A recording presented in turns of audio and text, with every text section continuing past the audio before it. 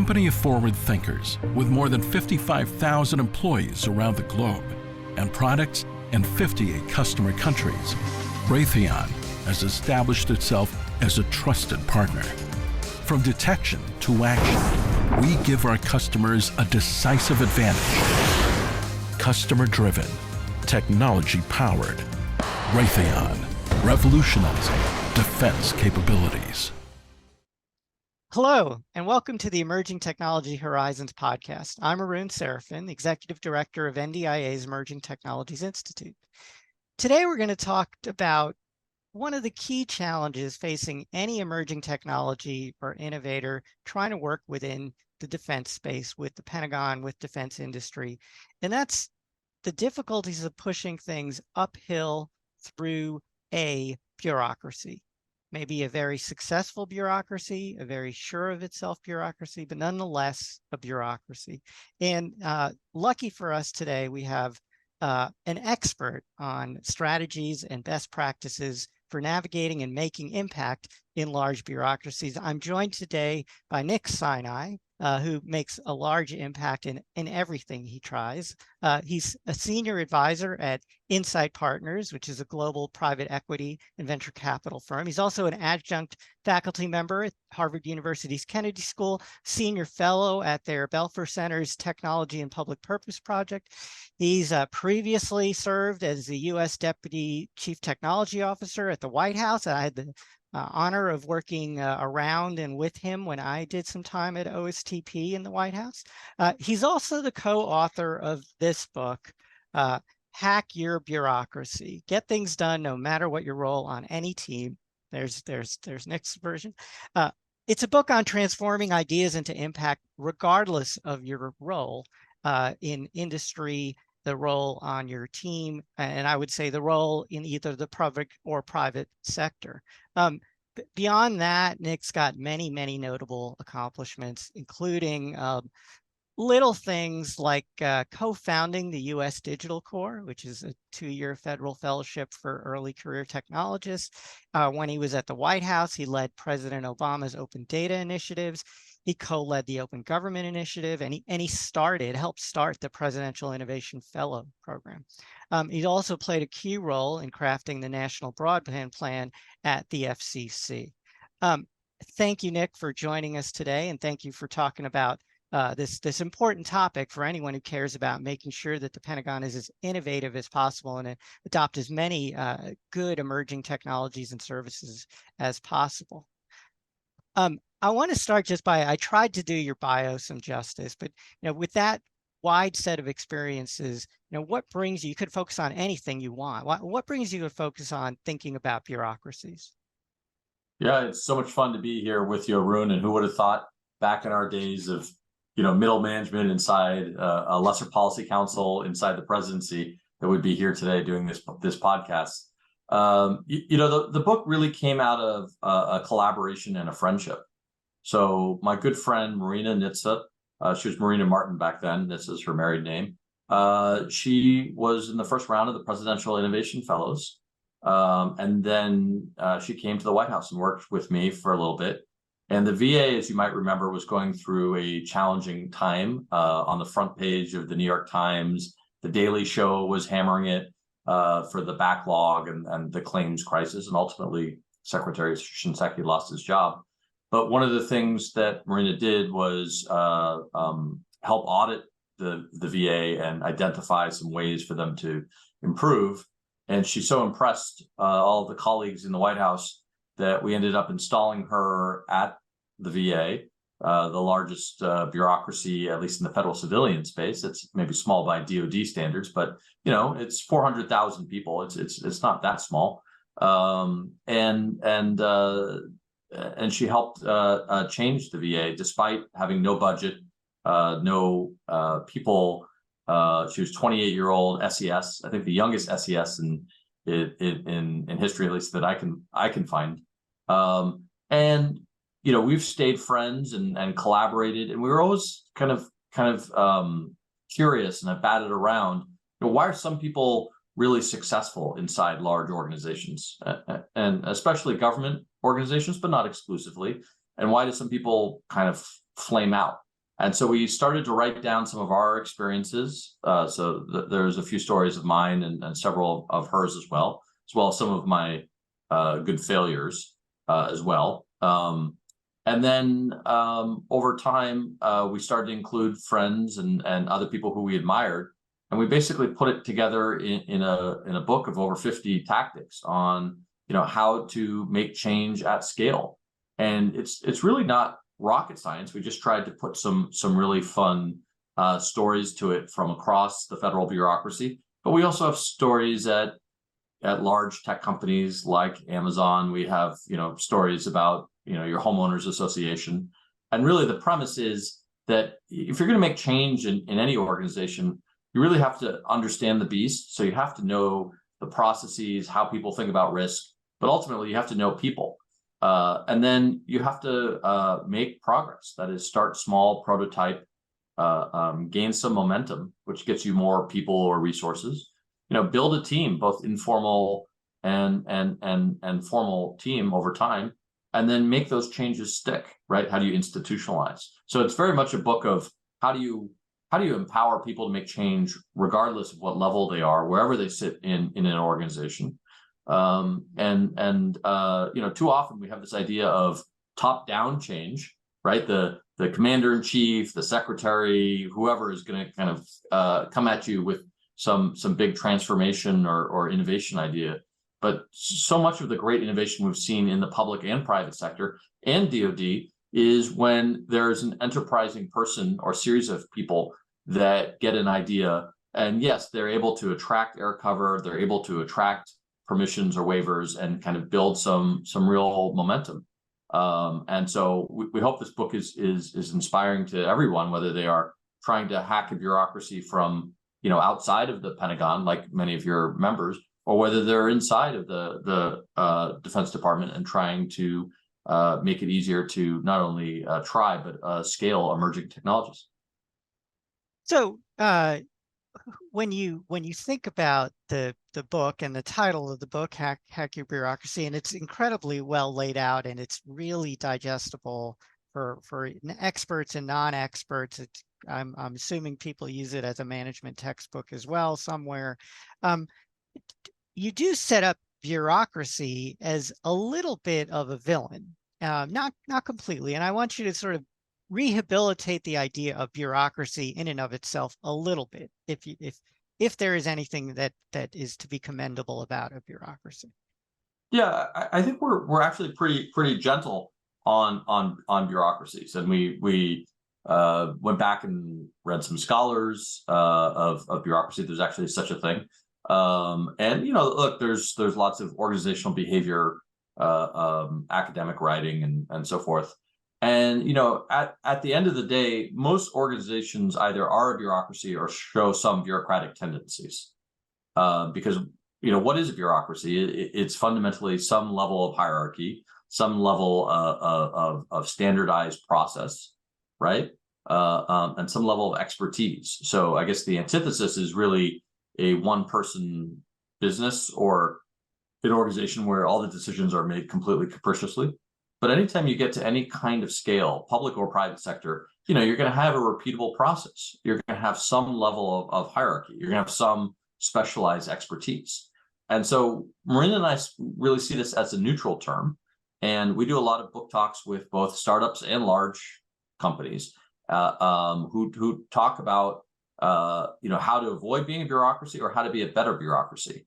And we don't think you can avoid, whether you are a small or large company, becoming a bureaucracy. Question is, can you become an adaptive one that is learning?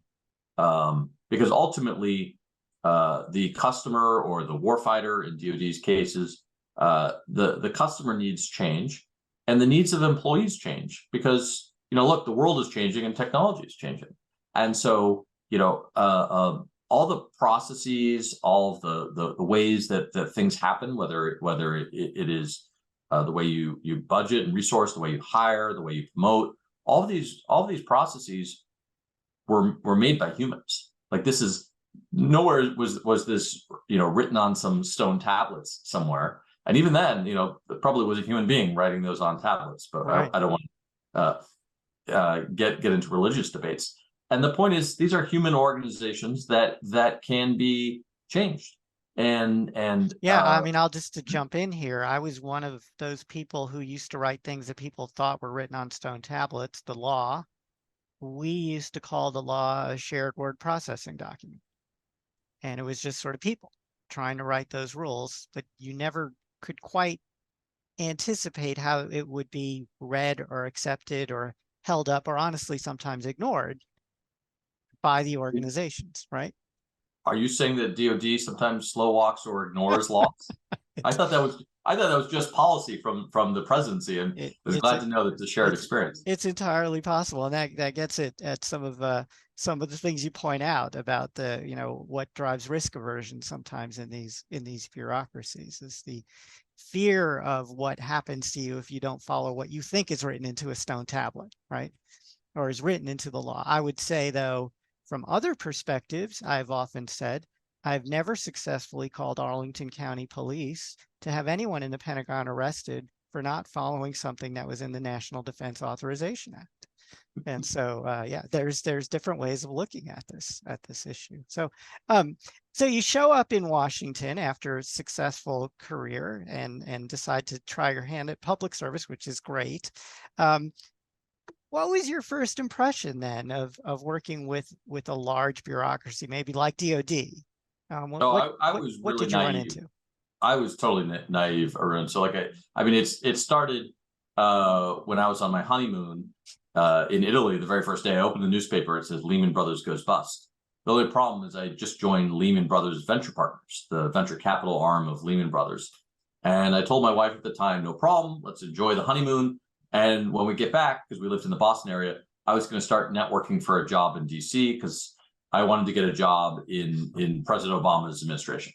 And I didn't realize how naive that was and how naive that sounds as an early 30-something, post MBA venture capitalist who, been a VC for 4 or 5 years and was just going to move down to DC. And, we didn't have a mortgage or kids. And so it was a little bit easier. But this idea of like, I'm just going to go get a job in the Obama administration.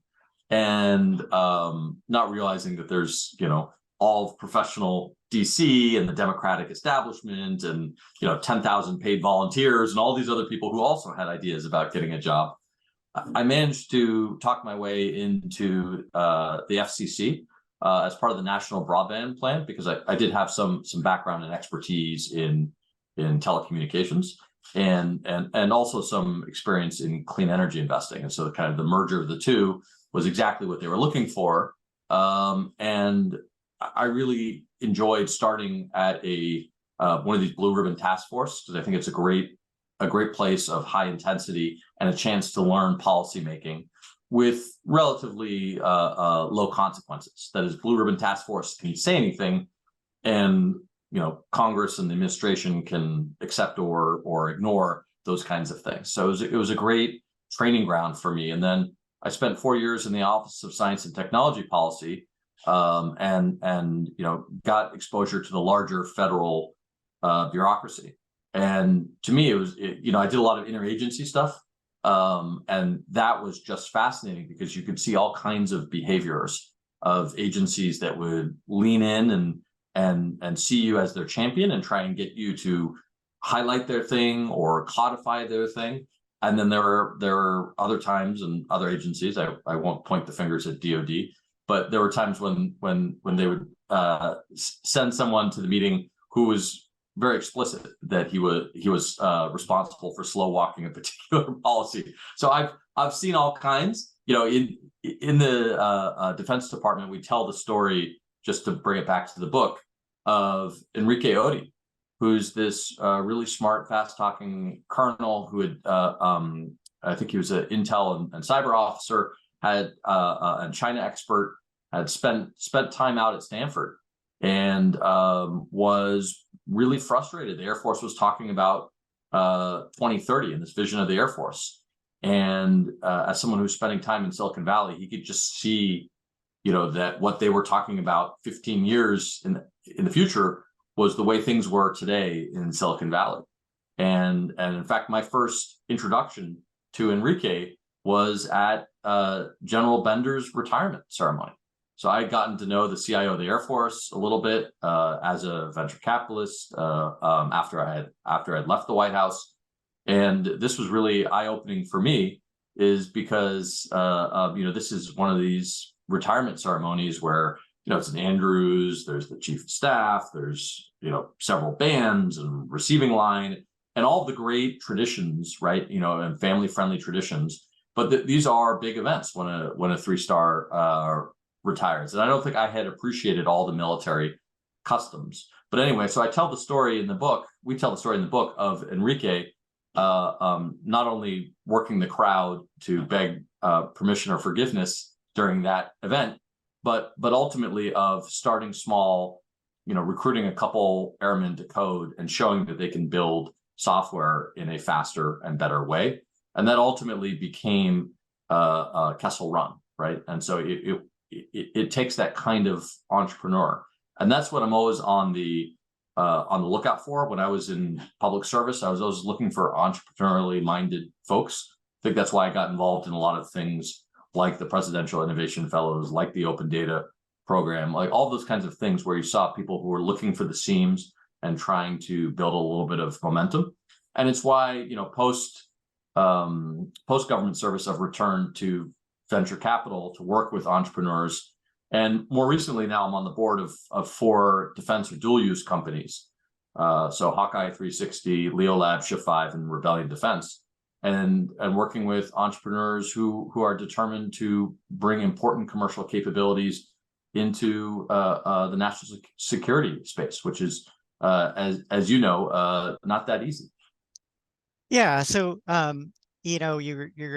you're pointing out again that those of us and those companies that you mentioned that are trying to bring in these new kinds of services, these new kinds of technologies, are facing a lot of tradition, a lot of culture, a lot of process that exists arguably for good reason. I guess I'm curious, right? You do use the word hacking, let alone the fact that hacking is associated often with threat. That's not the point there, but hacking sort of does imply a shortcut. And are you setting people up for a little bit of failure, implying that there are shortcuts? It's more like friends of ours, folks like our good friend Tom Khalil. He uses a phrase sometimes, "water over stone," as a different way of sort of reducing resistance. Yeah.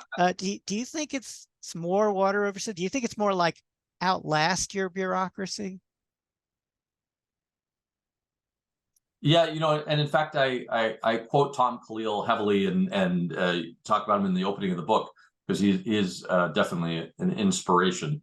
I do believe that there's an element of time, and we talk about this in the book of continue to chip away and to show progress, and that there's an element of luck and timing to that. And so being prepared and making progress, sometimes you'll have those nonlinear gains in whatever you're trying to do. Back to the word hack. Hack is one of those words that means a lot of different things these days. It also means like a crappy journalist, for example, right? You can get called a hack. But one way that the word hack is used is a clever fix. And so it is in that idea of a clever fix. I'm not saying an unauthorized thing, but sometimes there's you can have, with permission, do something in 2 weeks, and with permission, you can do something in 2 years. And so we're not suggesting that people break the rules. In fact, a lot of the book is trying the normal way first and understanding the rules and understanding why the rules were put in place. Because there usually was some smart people, probably even smarter than you, who thought about it and wrote these rules as best they could, or designed a process as best they could, knowing all that they knew then. And so to immediately say we should all blow this up and go around them and that usually is that works exactly once, and then a new set of rules kind of clamp down and et cetera. So when we're talking about hacking, we're talking about understanding the systems, the rules, the processes, and most importantly, the people. But oftentimes there's more ways than one to do things. So it is what is the clever fix? And in back to Enrique's example, he was able to use NGA networks rather than Air Force networks when he first deployed a tanker refueling app for the Combined Air Operations Center out in Qatar. And so finding ways to do things in an authorized way, but that may be clever or simplified or proof of concept that show rather than tell, that's really powerful, because there's a lot of and we're big fans of telling, right? We're big fans of how do you write a really good one pager?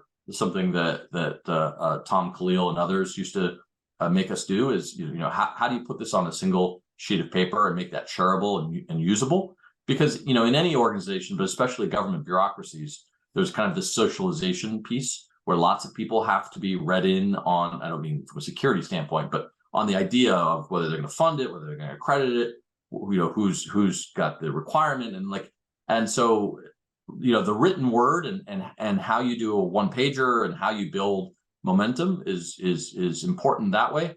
But the shortcut, the hack that we're talking about here is can you show what you're talking about? And can you do that with enough permissions? So you may not have permission to do this globally, but maybe you have permission to do it locally or in a particular unit or a particular way. And then you can show people what you're talking about. And when you can show people something, you can get a lot more enthusiasm, and that can attract people, it can attract resources, it can attract a desire to try and fix the system. And so this is another reason why it's so helpful to go through the system as it exists. And Marina talks a lot about this at the VA, is it took her 2 years to hire somebody. So it's kind of crazy. Think about the CTO of an agency, direct report to the secretary, who's told to go fix the VA. And yet it takes her 2 years to hire her first technologist. And, everyone told her, well, you should use this waiver or this, break the rules this way or break the rules that way. But by actually understanding what the process was and where it was broken, and her ability to communicate that non-judgmentally, but just, the facts of how long things were taking and why they were breaking down. And, she went and, had world-class technologists apply and get rejected because they didn't meet the particular formatting, requirement of the federal resume and what have you. She was able to show to the VA just where the system was broken and help them fix it. So that by the time she left, and then now with the current CTO of the VA, Charles Worthington, there's an office of the CTO that has a lot of high performing designers and technologists and security professionals, because they really took the time to understand the process and reform the process. And you'll find unexpected allies, not just in your functional area, but you'll find them all across your organization and in other organizations. And that's really what we're talking about, is how do you band together with them to get them excited, not only about your particular project, it could be an acquisition, it could be a particular technology thing, it could be reforming an HR process, but get them also excited about some systemic change. And too often we start with full love and respect to someone who used to write laws from Congress. Too often we start from like, hey, let's try and fix the thing systemically. If you actually are starting at more of a bottoms up approach, you have much more powerful stories and data about where it's broken, why it's broken, and what has to be fixed. And I think if you marry that with top down desire to reform, whether it's legislative or administrative from the top, I think that's the real powerful kind of codification and acceleration of change. That's great. Now, one of your chapters, I think, focuses on a really interesting challenge that faces a lot of bureaucracies, but particularly, I would say, military, civilian parts of the Pentagon, defense industry. That's leadership change. And people sometimes grumble. I mean, maybe they're sometimes happy when a leader leaves, but more often it's that there's maybe too much leadership change in these things to keep momentum going on good processes or good ideas. You talk about how to focus on leadership change and use it to your advantages. So give some advice. How that happens all the time, both in defense industry and in the Pentagon. How should people be thinking about leadership change more as an opportunity than a challenge? Yeah, and look, nothing is forever. people turn over all the time in small and large organizations, and in the Pentagon, in the military services. And there's different rates of change, right? You can say that there's more predictable ones in uniform, and maybe the civilians kind of don't turn over as fast. But this is true in corporate America too. It's true in startups and scale-ups. There's just different cadences to that turnover. And the point that we're trying to make in the book is that if you're frustrated, there may be opportunities with a leadership change, which may not be anticipated, right? There could be a scandal and your boss is out, or there could be a reason for a leadership change that's you're not anticipating. But if you are better prepared to kind of brief the incoming folks and give them ideas on how they can have a quick win. And so, if you really have, and this is true also in a crisis too, like in a crisis, people are desperately grasping for what is the thing that's going to get them out of the crisis and give them some momentum back, right? And so in either case, whether it's a leadership change or in a crisis, if you have something that can be helpful, and so it needs to be articulated simply and cleanly, and not overpromised. But in those cases, you may be able to get people excited about your particular project, and they may provide additional resources, additional proof points, additional people, additional authorities or waivers or what have you. And so we're big fans of being prepared, because you never know when those leadership changes are gonna happen. And I think that's true for folks who are working to support the DoD mission and business partners with the Defense Department. Is there's going to be that rate of change, and betting on a single technical champion or a single commander or something like that is a point of failure. Is you want to have a number of champions and people who feel that your solution and technology is ultimately something that they absolutely need to accomplish mission. Yeah, I mean, I guess I've always found that as new leaders come in, whether it's legislative branch, executive branch, or industry, they come wanting to accomplish things. And that is a moment where their teams can take advantage of that energy and enthusiasm and accomplish things. And like you're saying, you just have to empower them, help them do what they want to do. There's such an information asymmetry when new leaders come into an organization, right? And there's I don't call it a trust deficit, but there's this question of like, they may not have a lot of longstanding, authentic relationships. It depends. Some people who may have worked in the organization prior, and the Pentagon, of course, has this, where people who will come in having served in leadership positions or in more junior positions prior, right? But oftentimes there's this question of, well, I don't know all the details of what's gone on in the organization, and I'm not quite sure who to trust or who's got what agenda. And so if you can find ways to, maybe it's not the principal, maybe it's someone who's part of that staff who right, because people oftentimes bring staff with them. This is true in public and private too.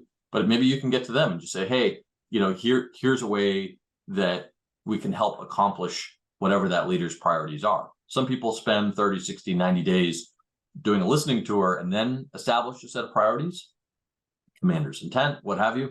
Other people are pretty clear from the beginning what their priorities were going to be. And in fact, one of the things that Marina did at the very end of her tenure at the VA was work with the incoming administration to make sure that they saw the Office of the CTO, and for that matter, the entire U.S. Digital Service and Presidential Innovation Fellows and a number of initiatives that we had worked on together as something that was business friendly. That, fundamentally, you're framing things more in terms of efficiency rather than civic tech, right? So I think there's kind of a different frame on some of those things, but it's listening closely to what the incoming administration wanted to do, and so they very much wanted to bring a business focus and an efficiency focus to the VA, And there's a strong argument that having the kind of modern customer-centered design practices, having modern cloud-based software, having technologists inside the VA could really help accelerate some of that modernization that they were looking to bring. And so just understanding and listening for that, and then being able to frame your particular initiative in the context of a new leader. We're not saying make stuff up or skate outside the lines or misstate anything, but there's different ways to sell things, and that's ultimately what we're talking about. Is most executives and most entrepreneurs are selling something at heart. That is, they're selling an initiative, a project, a product, something like that, and that's great. Like, we shouldn't shy away from. We sometimes have like a negative feeling towards the word sales, but I think some of the best policy and private sector entrepreneurs that I know were selling a particular thing, right? And I think that's great. And if you're going to sell it, it's all about having that simple story, having people get excited, if you can, being able to show results, and having people trust you, and building authentic relationships where, as much as possible, you're able to help them as well as you're getting their buy-in. Now, I think some people might say, well, this is national security, it's serious business, right? And so we have to go slower in certain things. We have to have processes to make sure we are secure and reliable, that we are on the right side of ethics rules, that we are good stewards of taxpayer dollars. Why? Because there's so many trolls under so many bridges. There's the GAO and the IGs and the test community and those congressional staffers, right? They're all looking for someone to make a misstep. And so the bureaucracy kind of can protect you from those kinds of things. The processes can protect you from those kinds of things. You actually touch on this in the book, I think, in an interesting way, when you talk about red teams and problem lists, and almost like when we've thought about acquisition reform in the past, we've always talked about this idea of reforming the oversight processes. So how do we do oversight over the overseers in the process to try to speed the process a little bit? So talk a little bit about that part of it, the tendency to push the easy button and go for the problem list, or go red team everything to death. Yeah, I think it's easy to point out all the problems or all the flaws, and that's actually not very constructive to making change, right? Because put yourself, you've served in government, so put yourself in a situation where someone comes to you with, here's a list of 50 problems, of 50 issues, 50 vulnerabilities, 50 anything, and you just kind of look at them and you're like, okay, well, what do you want me to do with that, right? And then someone in your next meeting is going to bring you the next 50 things, and so that, as if you break it down and you put yourself in the shoes of someone who is mission oriented and wants to make important reforms responsibly to get it done, like coming to them with a list of 50 things is just not very productive. So we just don't think that's a useful way. You can have that in the back of your mind, but ultimately, once you identify problems, you should be down selecting to a single problem that you want to help solve, and here is a potential solution or a way to approach. People are much more receptive to that. To your point about oversight, I couldn't agree more in terms of, we have a community of oversight and oversight over the oversight and so forth, and like, that's great, and it's been put there for a reason. On the other hand, it's contributing to why we tend to fail at really large things really slowly. And that's true whether you're talking about new weapons platforms or whether you're talking about the FBI case management system, right? $1 billion system that didn't work. Is we tend to put requirements on things, right? We tend to gather requirements for years. We tend to procure for years. We tend to build for years. And then we end up with, a thing that can't cross a bridge because it's 70 or 80 tons. right? And that I'm not saying that M1s aren't particularly useful. Like I don't want all the tankers mad at me, but I'm just saying that whether you're talking about an IT system or whether you're talking about a weapon system, that's just not a productive way to move forward. I mean, maybe that's productive for aircraft carriers, and I know we're building a few now, but like other than aircraft carriers, that level of like, hey, let's requirements for years, procure for years, build for years, and then out comes something that we're going to actually test. That's a way to failure, and then failure at such massive scale. And you only look at the conflict in Ukraine, where you can see them rapidly operationally experimenting with technology to say, there is a better way. And can we find ways to more quickly operationalize and test what works, and then what works scale back in the Defense Department. And I just had the privilege of spending 10 days in the CENTCOM area. So General Kurilla invited a few of us to do an innovation tour. And, we had a chance to spend time with like Task Force 52, 59, 99, and saw, operational experimentation of commercial technology at the edge. And it was just fascinating to see that compared to the, hey, let me, write requirements for years and kind of contemplate the problem. And we're very good at admiring the problem. And, human beings are also very good at adding rather than subtracting. So whenever there's a scandal or a problem, we'll add another layer of oversight. And that's how you kind of get these layers of oversight and test. And it says, well, wait a second, this is national security. And my argument would be like, well, wait a second, this is national security. We have to go faster. Like our ability to deter conflict in strategic competition is based upon our ability to go faster. Yeah, our current CEO is former Deputy Secretary David Norquist. He often says, biggest challenge is China. We're not going to out-central plan China. There's got to be a different approach if we're going to win this technological competition race, right? And I think that's what you're pointing to also, right? That it's American innovation that got us this far, and innovating within our processes in a safe and responsible way is I think is a good way, to approach this idea. I would go further and build on that and say that we can innovate our processes. So we want to find ways to bring innovation in, and by that, I'm talking about entrepreneurs who are building great technology, commercial technology that they can bring into the Defense Department. But we also have to find ways to innovate our processes and say, wait a second, ultimately the goal is to be secure. Compliance is different than security. And can we find a ways to prove that we're secure in 1/10 or 1/100th of the time, right?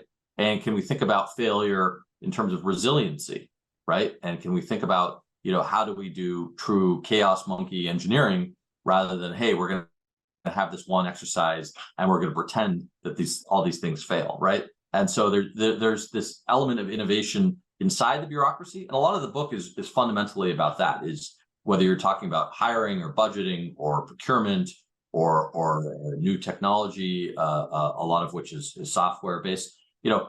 How do you find ways to improve the system? And that ultimately comes from people who have spent time inside the system or are currently inside an organization, and banding together in sometimes uncreative and creative ways to find a solution and then scale it. We're running out of time. I could talk to you about this stuff all day. I feel like I've talked to you about this stuff for over a decade. Wait, I actually have talked to you about this stuff for over a decade. I'm curious on this China question. Have you done any thinking about China? China is classically a bureaucracy. Are they getting better at hacking their own bureaucracy? Is that something that we should be worried about? I think it is something we should be worried about. It's something we should be studying.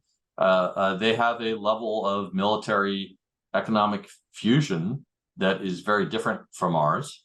And I don't think they have the authority to operate kind of process, right? So we have set out some very kind of heavyweight processes that I don't see the corollary I realize, that the Chinese government is quite the bureaucracy. But maybe circling back is, bureaucracies need to actually have a mission, and so if you say, well, what's more important for them? They wanted to build more ships and do more things, and bureaucracies can be learning environments. So maybe they had an ATO process, the authority to operate process of essentially accrediting something on a network. And so maybe they had one of those and they decided to revise it or change it because they were trying to achieve a goal. And ultimately, when you start worshiping the processes so much that you're failing at your goals, I think that's the risk that we fall under. And so, how can we focus on the outcomes and find ways, by understanding the processes? I'm not saying don't use them, but how can we find ways to reform them, improve them, simplify them, modernize them? Something like that will actually get us so that we're able to compete strategically. I'm going to close with the last question. Thinking about the NDIA membership, those big companies, small companies, universities, government employees, all of whom are part of NDIA, thinking about these kinds of questions, what would you say are one or two major takeaways from the book that they should sort of think about as they try to operate in the defense enterprise? Yeah, I think that all of your listeners and members, they can be innovators too. Not everybody wants to be the primary entrepreneur. Sometimes people want to be the enabler, the supporter, the catalyst, the unblocker, the amplifier. But everyone's got a role to play or can play a role. And I'm hopeful that many of your members are going to make those changes, both small and then ultimately that are going to turn into large changes for the betterment of our national security. That's great. I want to thank you, Nick, for joining us today. The book, again, I'm going to hold it up, Hack Your Bureaucracy. It's available anywhere books are sold. There's Nick with his version. Do you have that other one that you were showing? That one was awesome too. Yes, I have the Italian version, which you can see a very stylish woman in a business suit. I don't speak Italian, but our publisher negotiated this, so. Let me know when there's a Mandarin version. I'd be curious when that one comes out. With that, I'm going to close. I just want to let everybody know that the Emerging Technologies Institute is continuing its broad range of activities. To check out our website for our various reports, webinars, events that are coming up. All can be found on our website, ndia.org or www.emergingtechnologiesinstitute.org. Thanks again, Nick, and thanks everyone for tuning into this week's episode of Emerging Technology Horizons. If you enjoyed this podcast, don't forget to hit the like button and subscribe to our channel to stay up to date with all of our latest content. Thanks very much.